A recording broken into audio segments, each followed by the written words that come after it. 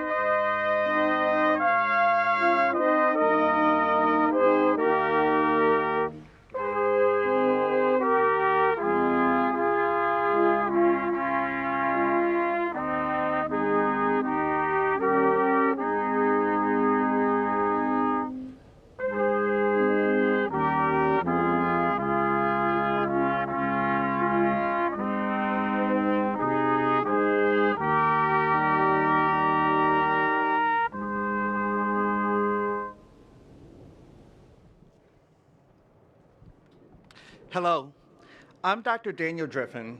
As a person living with HIV, working daily among the HIV Vaccine Trials Network, days like World AIDS Day are significant to me. For more than 36 years, nations near and far have raised awareness of those impacted by and living with HIV. Today, with the theme of collective action, sustain and accelerate HIV progress, I know we can continue to reduce the negative impact that HIV continues to have on our lives. Action and progress link our globe as we continue to make advancements towards ending HIV. Action and progress have taken our world from no test for HIV to having rapid home-based testing. We went from medications that only stop HIV on one step of the life cycle to medications that stop HIV throughout the process of multiplying. We went from the days where people had to take many pills more than one time a day to now being able to either take a pill once a day or even an injection every 2 months. And additional therapies and longer options are on the horizon. We know pre-exposure prophylaxis works.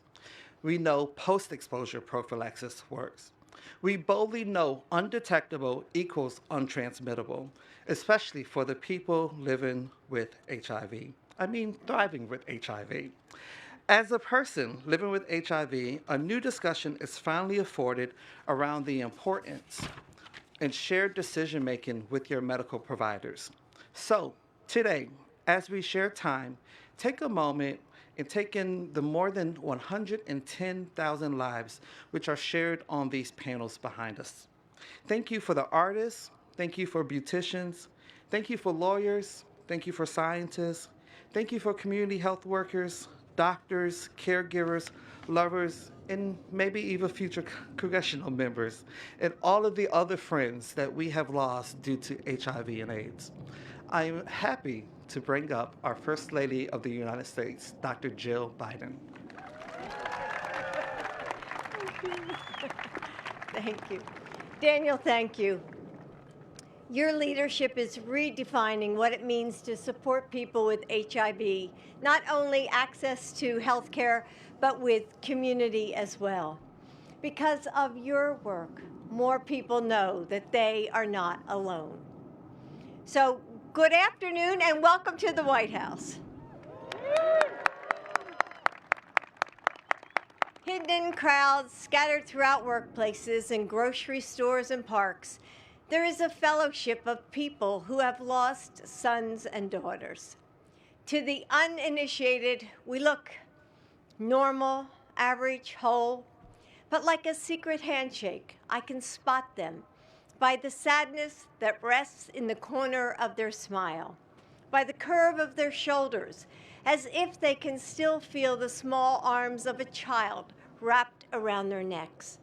And though we are strangers, we know untellable truths about one another, that we will spend the rest of our lives longing for a face that's gone forever. And, and that when they left our world, they took a light inside us with them. Still, we have discovered moments of grace too. Somehow, against all odds, we rise from the floor. We find a fortitude that we didn't know we had, and we reach out for help. We realize that we're not alone. And as I look at this beautiful quilt with its bright colors, the names in big block letters, renderings of lives and loves, I see it as a mom. And I think of the mothers who stitched their pain into a patchworked panel so the world would remember their child. Not as a victim of a vicious disease, but as a son who had played in the high school jazz band, as a child who grew up to proudly serve our nation in uniform, as the daughter whose favorite holiday was Christmas. The act of quilting creates a work of art that wraps us up in its beauty. This one was woven together with a grief powerful enough to move the world toward unity, acceptance, compassion, and grace. And Joe and I are proud to have the AIDS Memorial Quilt on the south lawn of the White House for the first time ever.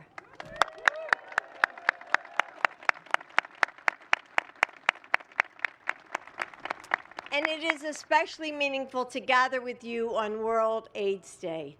May we all feel the power of this worldwide day of unity. And may we always cover each other in kindness, compassion, and beauty. Joe and I are honored to have Jeannie White-Gender here with us and to join her in remembering her son, Ryan White.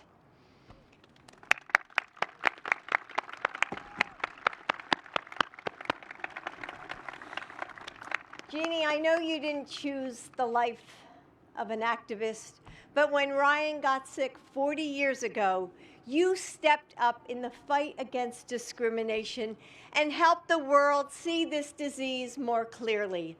I know that a part of you is still missing. Mother to mother, thank you for your strength.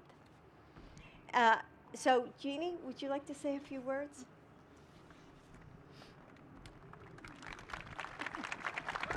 You roll your cane. Yeah, let me see.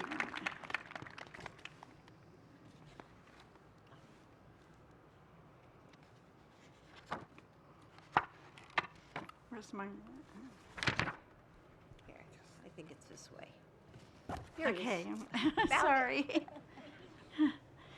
Good afternoon, everybody. My name is Jeannie White-Gender, and I am the mother of Ryan White. Ryan was a smart and funny teenager who became HIV infected at the age of 13. He contracted HIV at the age of 13 and from a blood transfusion. AIDS took him from us 5.5 years later, but not before he fought his way back to school and taught America we needed to fight AIDS and not the people who have it.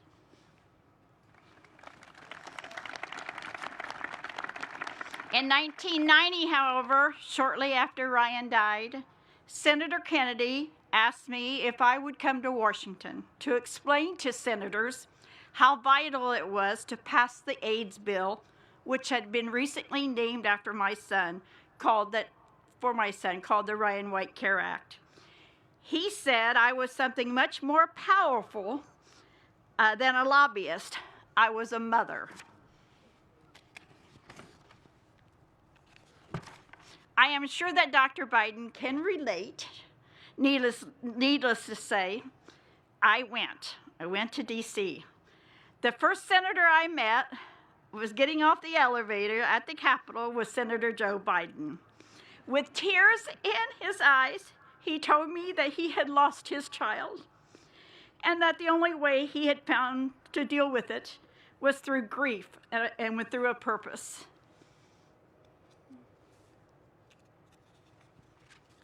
In the 34 years since, that's exactly what I've tried to do in partnership with the extraordinary community here today that has become my family.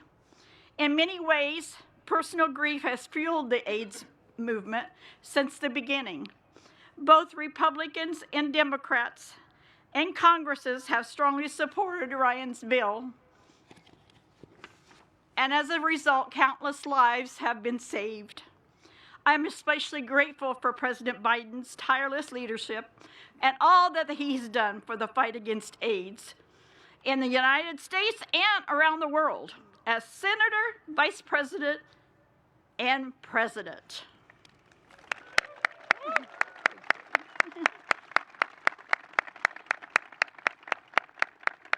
That's why, along with my daughter, Andrea, and on behalf of my dear friend and partner in this work, Sir Elton John and his foundation, and so honored to introduce today our Commander-in-Chief in the fight against AIDS, President Joe Biden.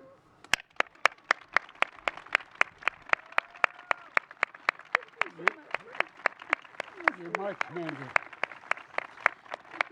You're my commander-in-chief. I took us all. Thank you. Be careful now.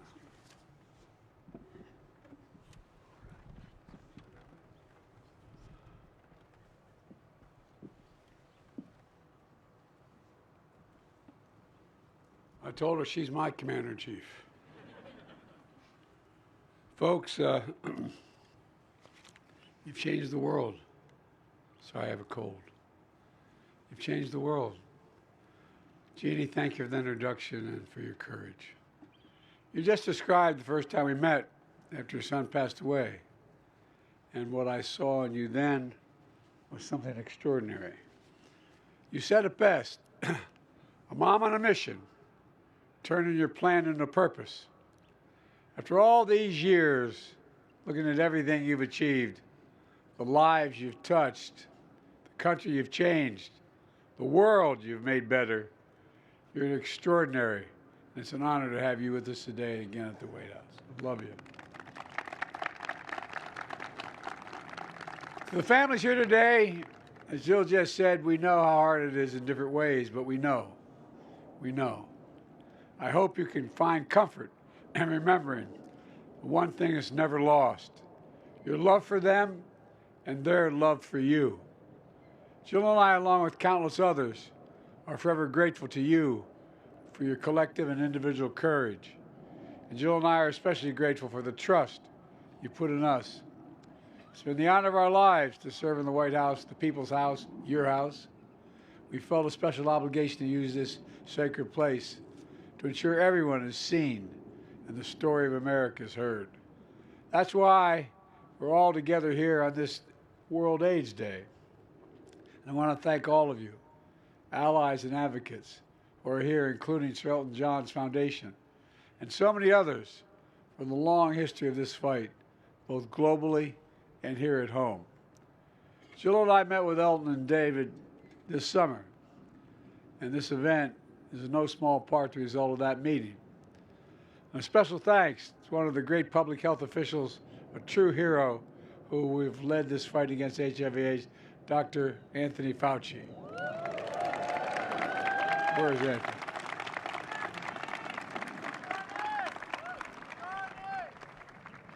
Anthony, you're a good man. God love you. As my mother would say, God love you, Anthony. I also want to acknowledge Dr. Laura Shever, HIV leader, Department of Health and Human Services, who's retiring this year.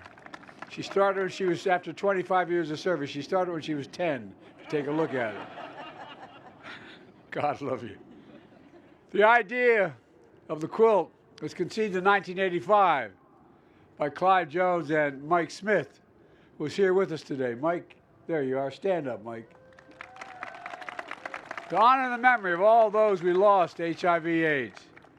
It started with one name on one panel nearly 4 decades ago. And decades later, 50,000 panels and 110,000 names.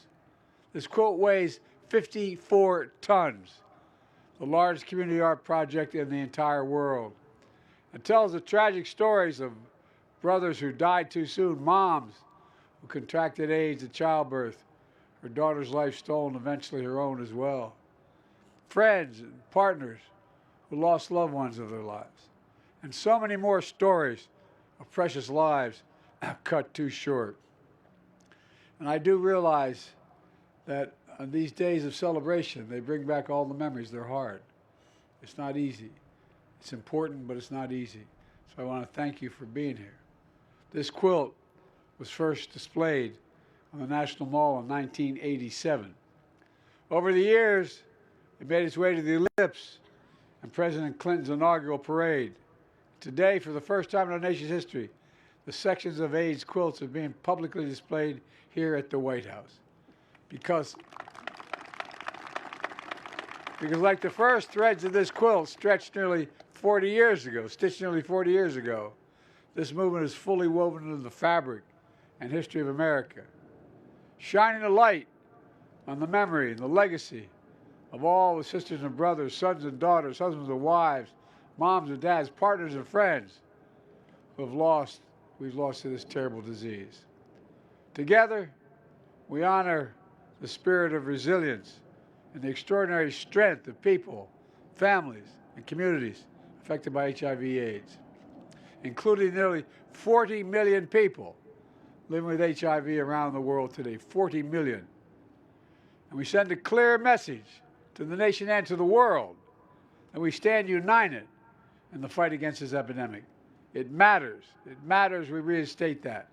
I remember as senator when this epidemic was raging, the stigma, the misinformation, the government failing to act and acknowledge the dignity of LGBTQ plus lives and the seriousness of the AIDS epidemic. It caused serious harm. It compounded pain and trauma for a community watching a generation of loved ones and friends perish. It was horribly, horribly wrong. We've also seen advocates, survivors, families, allies who have turned their pain into purpose like all of you have, their loss into determination, their anger into a movement that's literally changing the world. Science, new scientific discoveries, new preventative care, new global partnerships, and so much more. For example, through what's known as PEPFAR, President's Emergency Plan on AIDS Relief, launched by President Bush, and he deserves credit, George W. Bush. We made the single largest investment of any nation in the world to tackle a single disease, saving more than 26 million lives so far.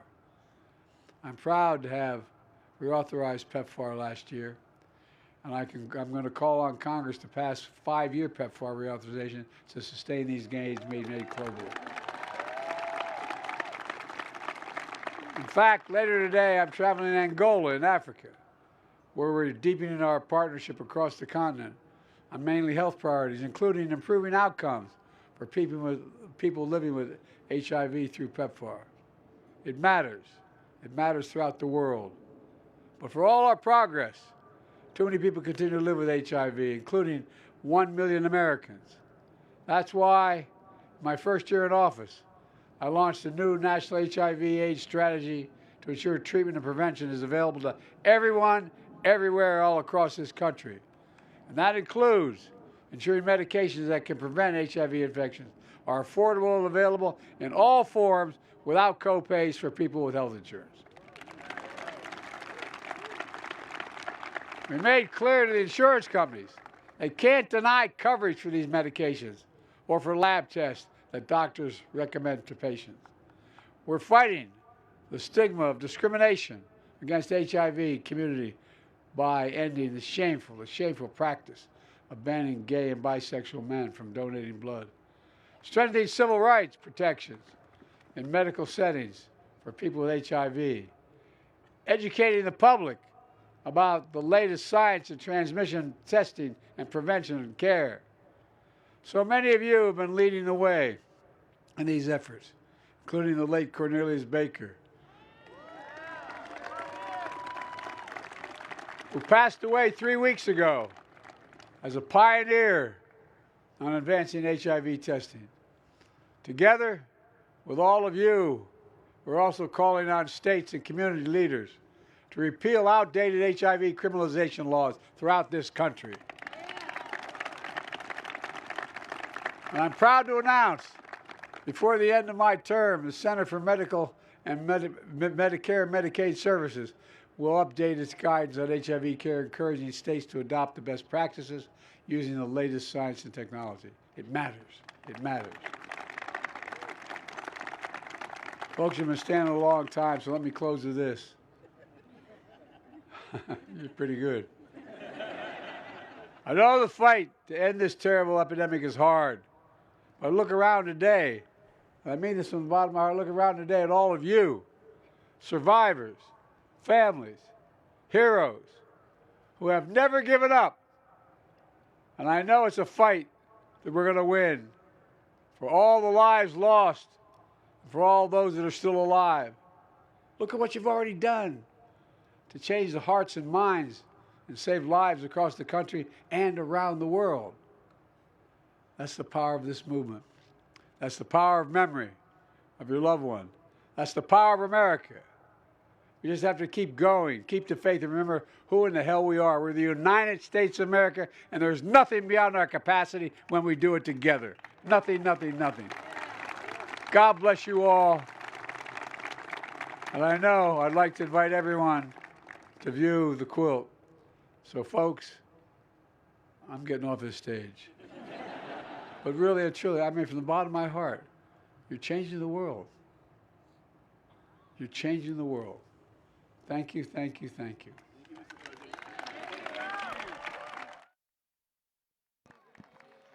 Distinguished guests, please remain in place while the President and Dr. Biden depart.